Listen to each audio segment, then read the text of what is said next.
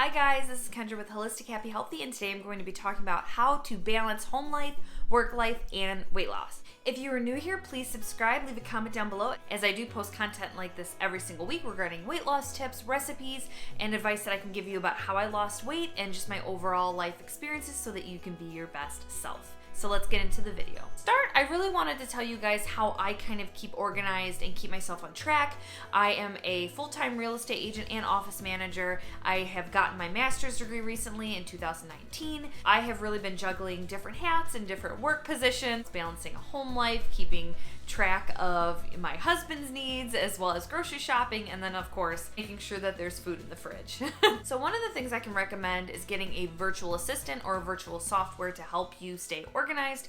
I do have a notebook here, something that I use on the daily to kind of keep myself organized. I'm a writer, so I tend to write things down in notes on sticky notes, and then I have to remember to put them in my phone later. However, I do use my phone for notes and different things, but what I use as a virtual assistant to help me is I use the Google platform. I use the Google platform in work, and it's something that has just stuck with me, so I also use it in my personal life. I use the Google Drive, I use the Google Calendar, I have all my work in through the Google email. It's just something that I've used, like I said, for work and for personal, and it's really worked for me. I get really sidetracked really easily, so I need to have a quick way to write down a note or an idea, or if someone's asking if they can make an appointment with me, I need it right there, which is why I either write notes or I take a note down in my phone, or I set a reminder so that I can add it to the calendar later. I just always have a way to make sure that I can remember something so that I don't forget it later. I do also have a food journal that I keep track of all of my foods that have given me issues. I have mentioned this before. I use the FODMAP diet. I will leave a link down below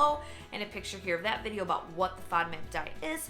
But basically what I do is I keep track of all the foods. Like if I eat peppers, I know that I have an issue with peppers. Peppers is not on the good side when it comes to the FODMAP diet, and I know when I eat peppers it will give me gas and just make me feel bloated and all around nasty. So if that feels like something you want to do, get a small little journal. You can find one at a local dollar store, keep it in your purse, and that's really what I do to kind of keep track of my food and what foods give me issues. The next tip I can give you guys is planning your meals accordingly.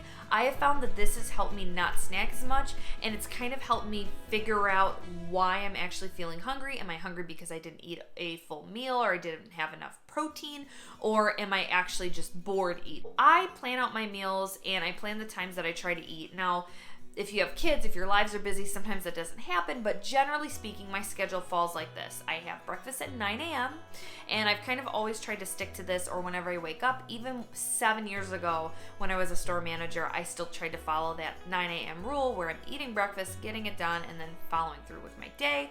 And then I eat lunch in between 12 and 1. I say 12 and 1 because sometimes I'm a little bit hungrier early on. I always try to drink water throughout the day so I know I can really tell if I'm actually hungry or if I'm just wanting a snack or a special treat or I'm craving something. So I always stay hydrated, but between 12 and 1 is my lunchtime, and then I always try to eat around 6 p.m. for dinner. Sometimes that doesn't happen. Me and my husband do have a busy schedule. Sometimes I eat at 9 p.m. It's just how it goes sometimes, as I'm sure you guys know what I'm talking about. I always try to eat before 7 p.m.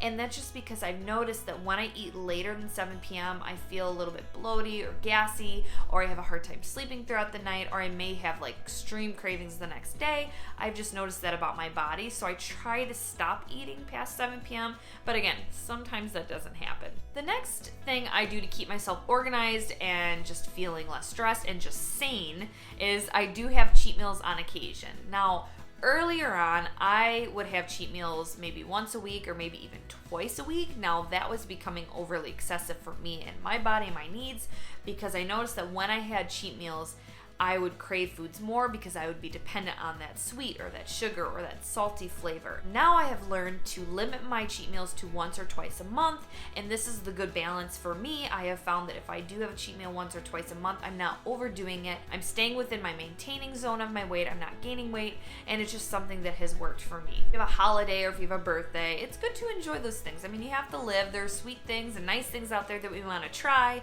new foods that we may not know what the ingredients are inside of them, and that's okay. It's okay to eat on occasion. The next thing that I do to keep balance in my life is I do not go to the gym anymore. I have more at-home workouts and I plan my workouts. Now, the reason why I don't go to the gym anymore, and I have mentioned this, I do have another video where I talk about different workouts and things like that, which I'll post down below, and I'll post a picture here.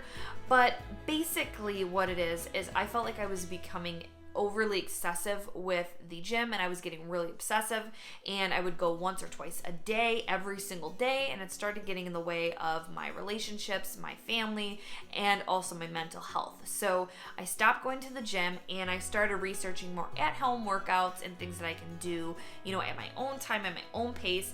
I do not want to be reliant on workouts to maintain or even lose weight. I feel that I have switched my diet about 80%, and for me, workouts fall under the 20% ratio, and I do not go overly excessive. I actually probably don't even sweat when I'm working out. I may walk on the treadmill. I may use my Jack Fit sensor, which I'm sure you guys have seen in another video. I may, go to the store. I may meditate. I may do yoga. I may go for a hike.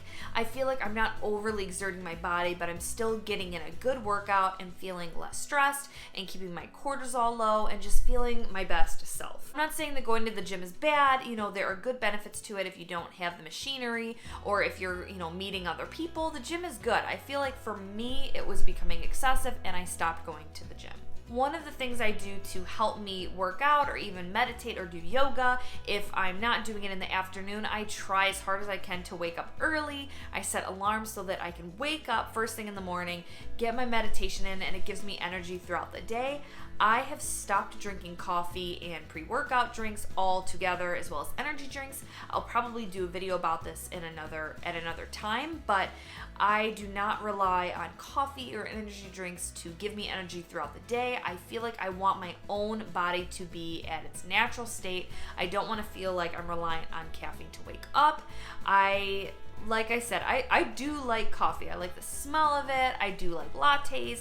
I just feel like for me, it was starting to create an issue for weight loss, and it was starting to make me feel like I was overly reliant on caffeine, and I would have a crash towards the end of the day and not want to do anything. So I have stopped drinking caffeine and being reliant on coffee, and that has really helped me wake up in the morning and feel like I can, refresh myself and not feel like I need that. The last tip I can give you guys, and just something that has helped me keep balance in my life and focus on eating more fresh foods and less foods out, is meal prep. Now, I know you guys have heard this before. I know it's a big fad now. It's really hyped up in the health community, but it really is helpful. What I do is I generally meal prep on Sundays. I will meal prep sides for dinners and my lunches on Sundays so that I don't have to worry about it throughout the week. Now, that doesn't always happen for my lunches. Sometimes I do make my lunch the day before, and that's just a habit I've gotten into. It's kind of like a repetitive thing that I do in my nighttime regime. Regardless, I do try to meal prep sides. Now, the reason why I do that is because my husband and me eat very differently. He eats gluten, dairy, red meat. I do not eat those things. So I try to make a mixture of sides that him and me will both like. I like to roast vegetables. I like to make potatoes for him. And, he likes cottage cheese. He likes different pasta salads and things like that. So I will have all of his sides in the fridge so that I can focus on making the main course during the week. For example, if we're having meatloaf, I may make him meatloaf with beef, and I may make a half of a loaf with turkey burger for me. And that's just something that I found works for me and my husband, since we both eat differently, is meal prep. One other thing I wanted to add in is meditation and yoga. I have found that if I'm doing any workout, meditation has really just get the stress out of my life, feel at ease, feel balanced and centered. What I do is I will literally sit on the ground. I will literally sit on the rug in my living room or on my couch. I will plug in my headphones. I will turn on my yoga playlist, and I will just completely space out and focus on myself and just breathing. If I do kind of space out or let thoughts into my head, what I do is I have a word to kind of stop and refocus myself, and that word is raspberry. So if you feel like you're kind of spacing out a lot or you're focused on the task at hand, have a word for yourself to kind of help you get back centered. highly, highly recommend you guys looking into different meditation videos. There's plenty of YouTubers that kind of go over this. I will probably do a video on this at another date just because I find it so fascinating and it has helped me keep balance in my life.